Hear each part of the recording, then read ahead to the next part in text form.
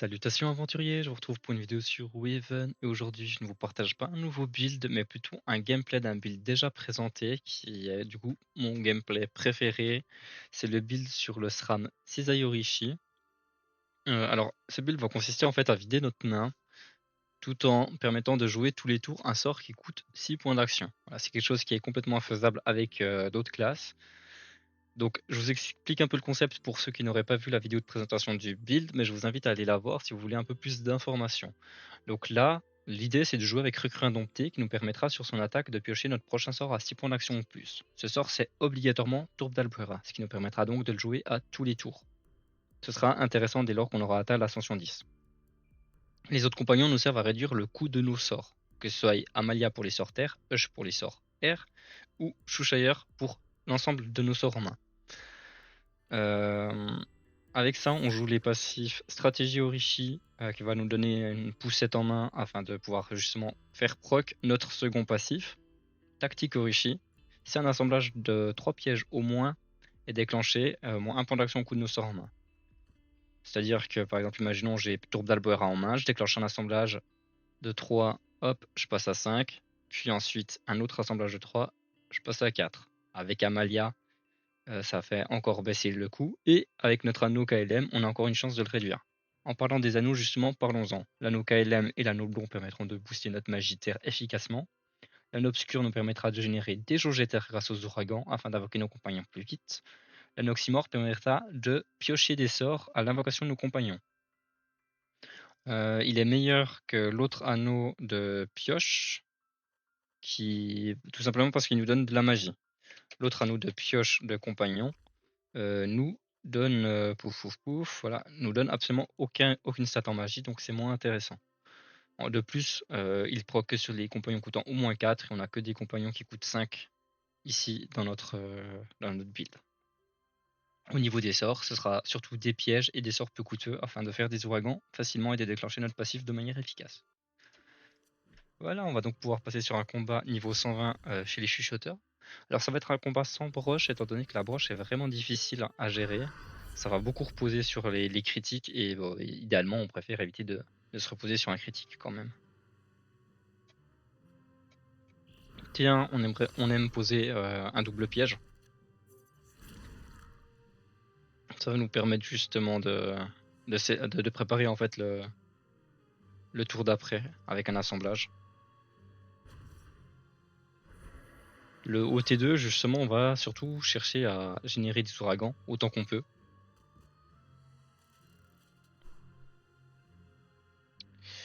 Alors là, j'ai beaucoup de chance étant donné que ils ne veulent absolument pas se mettre dans une position qui m'est favorable. C'est un peu embêtant. J'ai pas de zone d'ouragan ici, à part si je marche sur mon piège, mais j'ai absolument pas envie de marcher sur le piège. Ok, si, non, non, c'est bon, j'ai rien dit. Je peux me poser là. Lui, on le ramène. Zone d'ouragan, magnifique.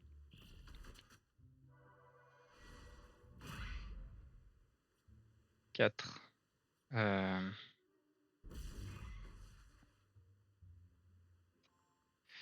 Et là, on prépare du coup notre prochain sort, enfin notre prochain assemblage. On continue d'éloigner celui-ci qui va être très problématique.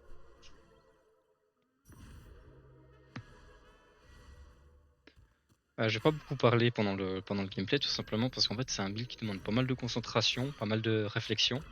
Et comme je suis pas très doué dans ces domaines-là, ça va me demander justement que je sois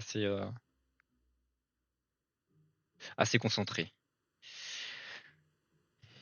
Là on est marqué, ce qu'on aimerait c'est s'éloigner justement de la sentinelle craquelée. Il faut pas qu'on finisse au tour idéalement. Plus facile à dire qu'à faire. Je sais pas encore comment je vais faire ça.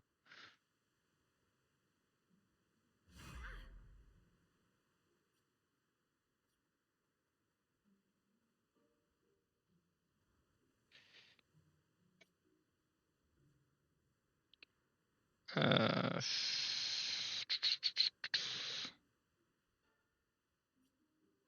Comment je fais? Euh, Là, il fallait absolument que j'utilise ma poussette pour pouvoir libérer les emplacements pour les sorts d'Amalia.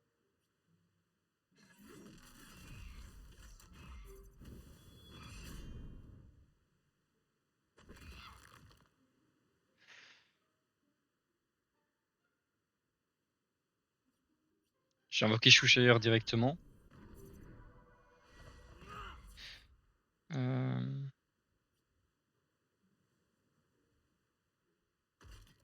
On va déclencher un nouvel assemblage.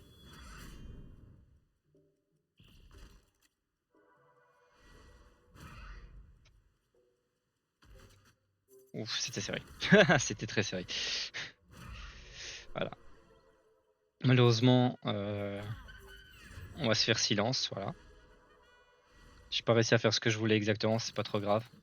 On voit que j'ai quand même réussi à générer 600 d'armure sur tout le monde.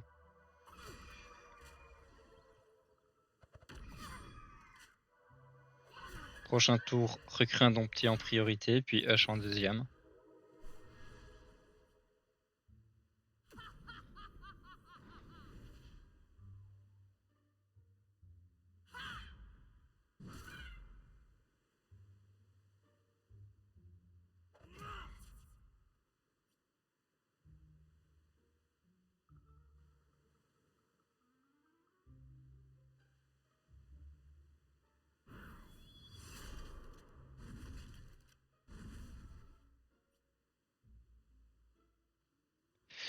Alors, voilà, comme ça j'ai un maximum de choix, maximum de possibilités. Ici, je fais un assemblage.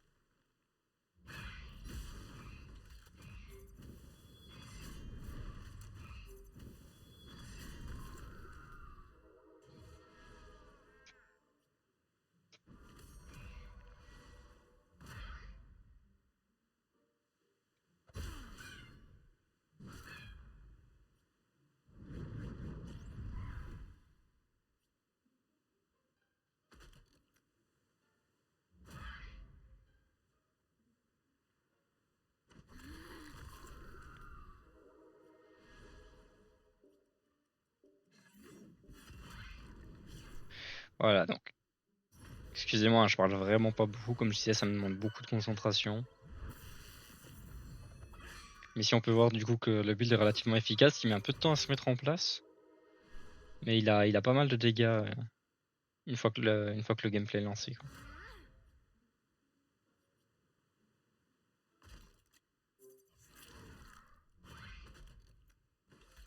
Ah, j'ai pas été très malin. J'aurais dû d'abord attaquer avec la recrue indomptée, puis ensuite la tirer dans le piège.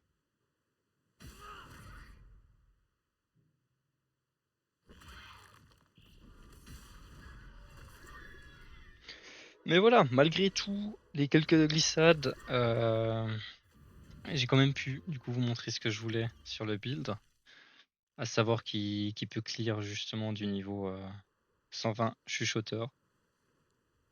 Donc voilà. Je vous le partage surtout parce que je suis un peu en rab des builds en ce moment. Je joue beaucoup moins qu'avant. Donc c'est un peu histoire de patienter le temps que je vous présente enfin que je trouve un nouveau build à vous présenter. Mais enfin bref. Sur ces belles paroles, je vous dis à bientôt pour une nouvelle vidéo.